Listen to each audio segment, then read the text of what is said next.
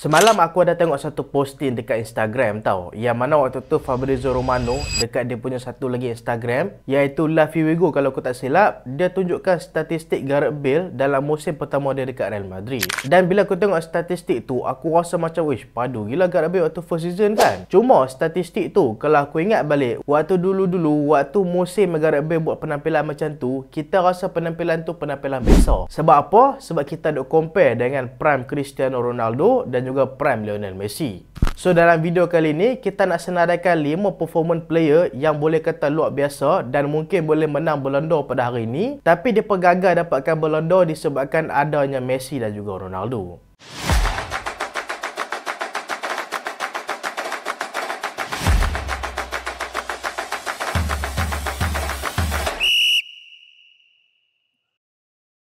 Assalamualaikum dan selamat datang ke Pala Bola Studio. So dalam video kali ni kita nak bincang ke topik macam kita sembang tadi lah. Ni bukan orang kata robbery tau. Kalau robbery tu lain. Robbery tu maksudnya macam contoh seorang player tu dia patutnya boleh menang, tapi player lain pula yang menang. Cuma dalam video kali ni aku nak senaraikan pemain yang dia perform gila, tapi performance dia tu kita dah nampak macam padu gila, tapi bila kita tengok Messi dengan CR, depa lagi gila padu. Sebab tu lah kalau kita ingat balik waktu zaman prime Messi dengan CR, banyak pemain-pemain bintang yang kita rasa sepatutnya dapat Ballon d'Or, tapi mereka tak dapat. Siapa dia? Jom kita mulakan. Kita masuk nombor 1 dulu. Nombor 1 adalah Neymar. Neymar ni nak kata padu dia sampai dia dapat satu gelaran, iaitu The Prince That Never Become a King. Ataupun kalau kita translate bahasa Melayu dia, seorang putera raja yang tak pernah jadi raja. Sebab apa? Sebab Neymar ni kalau kita tengok prestasi dia, kalau waktu tu Messi dengan CR tak ada, dia mungkin dah boleh dapat 1 ataupun 2 Ballon d'Or. Tapi disebabkan waktu dia tengah prime, Messi dengan CR pun tengah prime juga, so prestasi dia tu nampak macam biasa saja. Walaupun Neymar kata peak dia dekat pasukan PSG, tapi bagi aku, pandangan daripada mata seorang fan bola sepak, aku rasa prime Neymar dekat Barca adalah daripada tahun 2014 ke tahun 2016. Bagi aku musim terbaik Neymar adalah musim 2015-2016. Waktu tu dia buat 51 gol contribution tau. Daripada just 49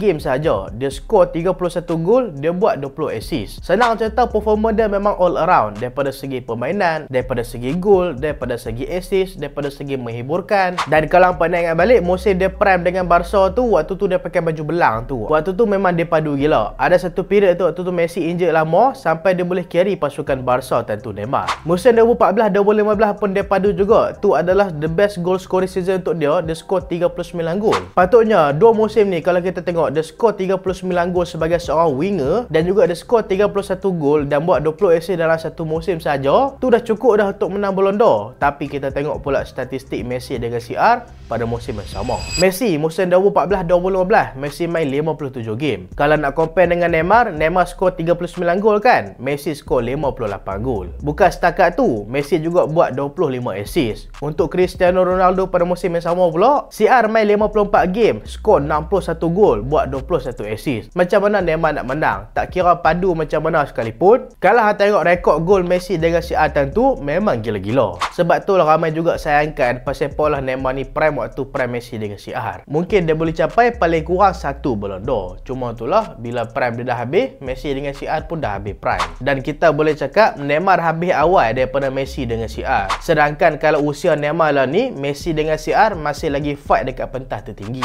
Player kedua adalah Antoine Griezmann. Griezmann ni kan, kalau hampa tengok lah ni, mungkinlah hampa rasa dia ni pemain yang jenis scorer saja. Ataupun kalau hampa tengok cara Griezmann main hari ni, dia lebih kepada macam technical ability dan juga nak score lah. Dia tak banyak guna speed sangat. Tapi kalau kita balik ke 10 tahun lepas, Griezmann adalah seorang pemain yang sangat solid. Dia memang kita boleh kategorikan sebagai bowler lah. Memang solid gila dengan Atletico Madrid dulu. Musim terbaik Griezmann bagi aku dengan Atletico Madrid, dan juga dia menang package Piala Dunia 2018 juga. Tapi sayang, benda tu still tak buatkan Griezmann boleh menang Ballon d'Or. Sedangkan aku rasa dengan prestasi Griezmann macam tu, daripada 49 game musim 2017-2018, dia skor 29 gol, buat 13 assist, menang pula Piala Dunia. Tapi tu still tak cukup. Sebab tentu kalau aku tak salah yang menang Ballon d'Or adalah Luka Modric. Kalau kita tolak tepi Luka Modric, sebab tentu orang kata dia tak deserve kan. Kita compare pula dengan CR. CR musim tu walaupun tak menang World Cup dengan Portugal, ada kempen yang mengecewakan dengan Portugal tentu, tapi season dia dengan Real Madrid, dia skor 44 gol, buat 8 assist, daripada 44 game. So sebab itulah walaupun Griezmann perform gila-gila, dia still kalah juga dengan prime CR. Kita masuk ke pemain ketiga pula. Pemain ketiga adalah Luis Suarez. Hang bayangkan tiga player ni duduk dalam satu tim dalam masa prime yang sama. Messi, Suarez dan juga Neymar. Disebabkan itulah waktu Barca tengah padu dengan depa tiga ni,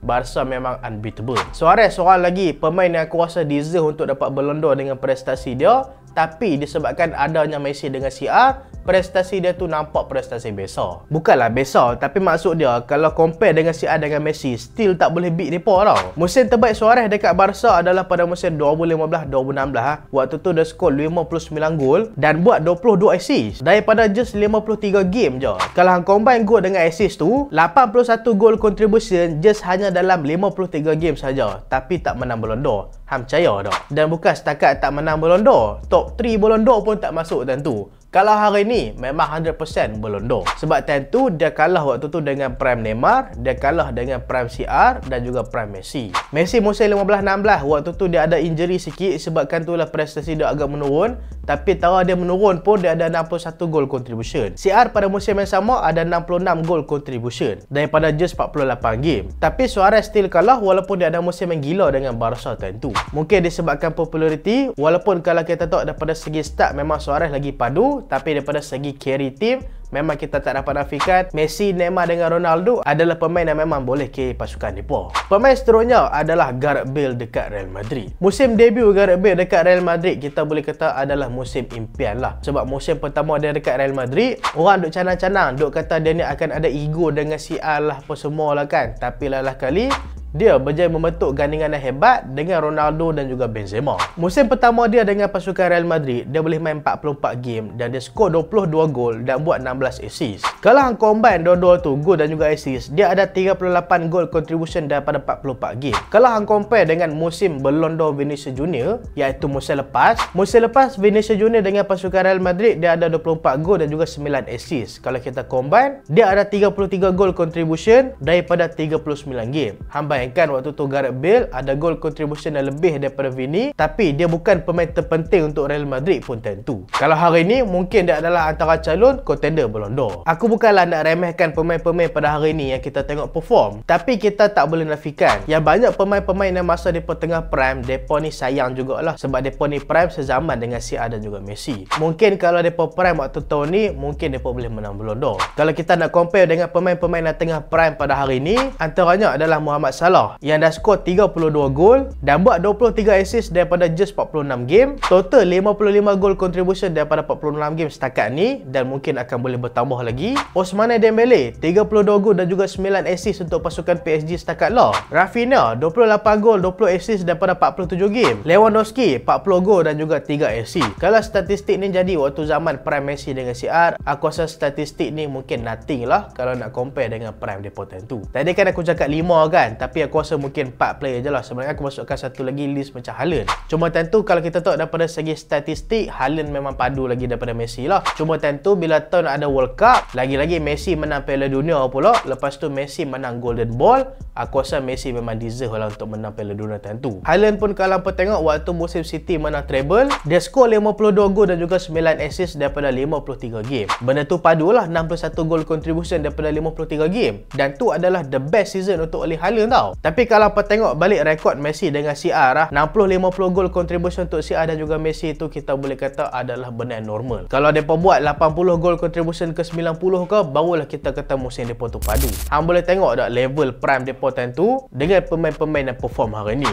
Aku tak tahu lah masa depan nanti kita boleh dapat kedok lagi pemain yang macam ni. Mungkin aku rasa pemain yang paling hampir pun daripada segi statistik dekat zaman moden ni mungkinlah pemain macam Mbappe. Sebab apa aku tak masukkan Lewandowski dalam list ni? Sebab aku rasa Lewandowski deserve menang Ballon d'Or. Walaupun aku tak adalah kutuk Messi menang Ballon d'Or, Messi sendiri pun mengaku yang Lewandowski lagi deserve menang Ballon d'Or daripada dia. So itulah video kali ni. Hampa rasa ada lagi tak pemain-pemain waktu mereka tengah prime tapi mereka ni dikaburi dengan prime Messi dengan CR? Boleh komen dekat bawah. So itulah video kali ni dan terima kasih sebab tu sampai habis. Jangan lupa like, jangan lupa share, jangan lupa subscribe. Aku Solehat. Assalamualaikum.